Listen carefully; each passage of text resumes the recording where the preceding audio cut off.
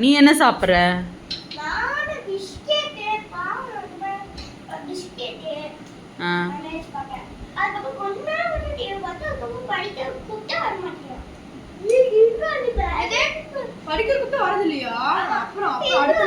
ஏன்டா அவன் படிக்கிற கூப்பிட்டு வர மாட்டேங்கிற? ஒரு வீடியோ பாப்பா சொல்லி தரல.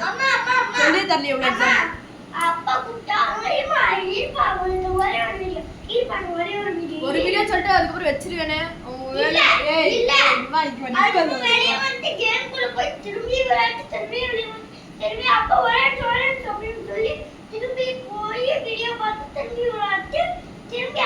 நீ ஆனா படிக்கிறதுக்கு உடனே போனை வச்சுட்டு படிக்கிறதுக்கு வந்துடுவீங்களா?